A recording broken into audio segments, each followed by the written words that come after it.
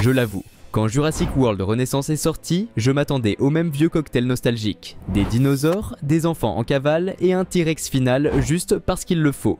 Et pourtant, surprise, oui, il y a plein de clins d'œil au passé, mais ils ne sont pas posés là au hasard. Ils sont intégrés, modernisés et pleins de sens, comme si Jurassic Park avait collaboré avec la bonne fanfiction. Dans cette vidéo, on va justement voir tout ça, les petits détails que tu as peut-être ratés, les scènes qui rendent hommage à des moments cultes, et les easter eggs les plus geeks de l'histoire. Certains sautent aux yeux, d'autres sont planqués comme des fossiles. Mais si tu aimes Jurassic Park, prépare-toi, il y en a pour tous les fans.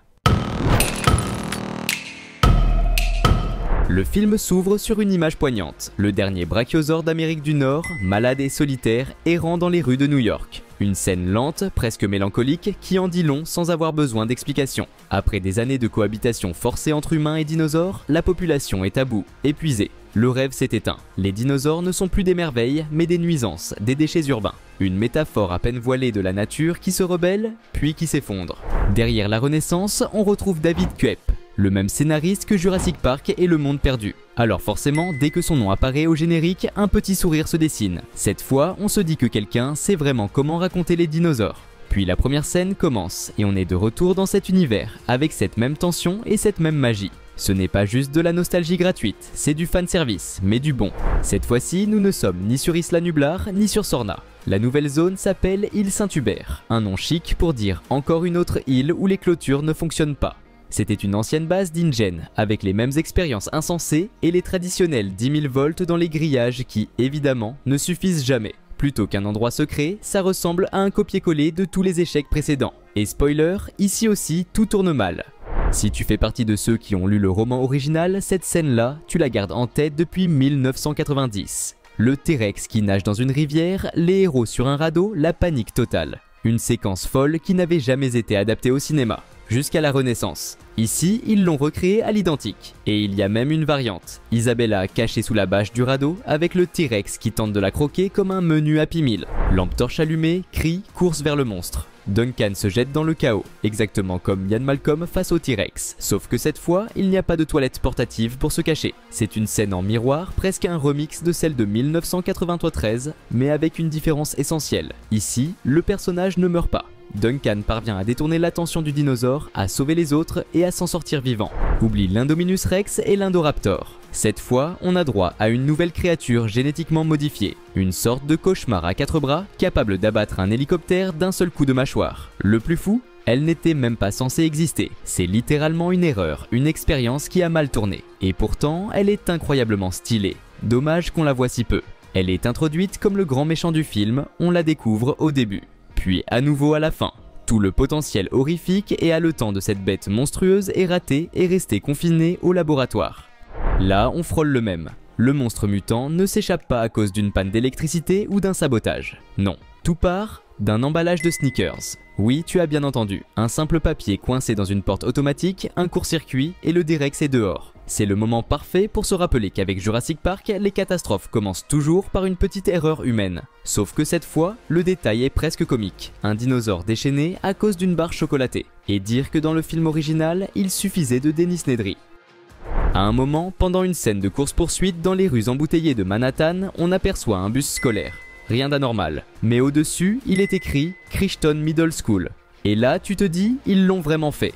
Un clin d'œil discret, mais fort. Parce que sans Michael Crichton, pas de parc, pas de dinosaures, pas d'univers. Un petit détail qui fait sourire les vrais fans et que les autres ne remarqueront même pas. Si tu as vu Jurassic World, tu te souviens sûrement du mosasaure géant qui jaillissait hors de l'eau comme un Free Willy sous stéroïdes. Dans la Renaissance, il est de retour, mais avec un design retravaillé. Plus proche de l'animal préhistorique réel, moins créature de fête foraine. Et il y a un détail intéressant. Contrairement à son prédécesseur, ce mosasaure ne sillonne pas les océans. Il reste près de l'île, peut-être à cause du climat tropical, peut-être à cause de la nourriture abondante, ou peut-être parce que les scénaristes ne savaient pas où l'envoyer. Mais ça fonctionne, un mosasaure plus réaliste, avec un petit côté oiseau qui reste au nid.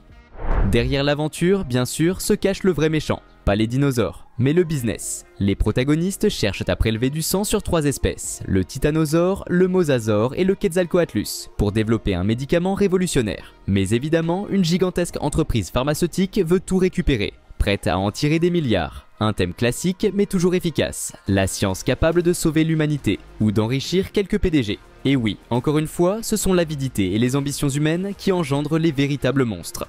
Après des années de débats entre fans, la Renaissance nous offre enfin un Spinosaure remis à jour. Adieu la version de Jurassic Park 3 qui marchait comme un T-Rex énervé et bienvenue au modèle plus fidèle scientifiquement, plus élancé, se déplaçant à quatre pattes et nageant avec agilité.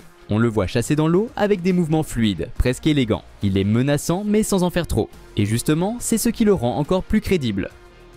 Parmi les nouveaux personnages, on retient Henry Loomis, un nerd passionné de dinosaures qui se retrouve au milieu de mercenaires surarmés. Mais le vrai clin d'œil, Loomis affirme avoir étudié avec Alan Grant. Et si tu es fan de la saga, il suffit d'entendre ce nom pour te décrocher un sourire. C'est une référence simple, directe mais efficace. Pas de flashback, pas de caméo, juste une phrase, et pourtant ça marche. Parce que Jurassic Park, c'est aussi ça, une mémoire partagée. Une seule réplique peut tout reconnecter. C'est devenu une tradition. Dès qu'un groupe se dirige vers une île remplie de dinosaures, le thème musical emblématique de Jurassic Park retentit. Et la Renaissance ne fait pas exception.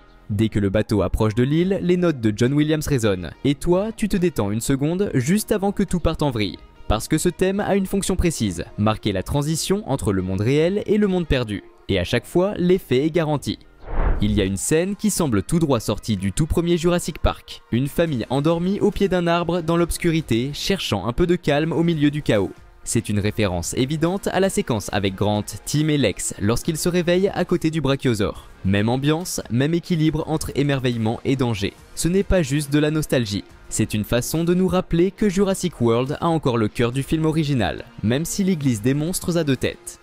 Un immense panneau publicitaire pour Jeep trône en plein cœur de Manhattan. Et là tu te dis, ok, placement de produits classique. Mais non, c'est un clin d'œil direct à la toute première fois où l'on a découvert le parc. Les Jeeps de Jurassic Park, c'est mythique. Pas de moteur électrique ni de conduite autonome. Ces Jeeps-là, c'est terre des légendes. Et les revoir, même juste sur une affiche, suffit à déclencher une bouffée de nostalgie immédiate. Parmi les hommages les plus évidents, il y a une scène qui est pratiquement un copier-coller émotionnel. Une banderole qui tombe derrière le T-Rex. Une référence directe à la fin du premier Jurassic Park, quand Alan Grant et les enfants fuient pendant que le T-Rex prend toute la lumière. Dans la Renaissance, la dynamique est similaire, mais le contexte change. Et pourtant, cette banderole qui tombe lentement en arrière-plan, c'est une véritable signature visuelle.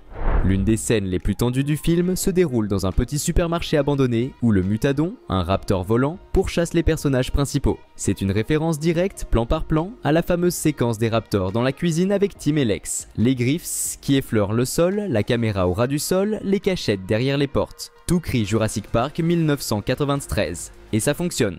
Le Mutadon fait peur, mais c'est surtout la sensation de déjà-vu qui rend la scène inoubliable.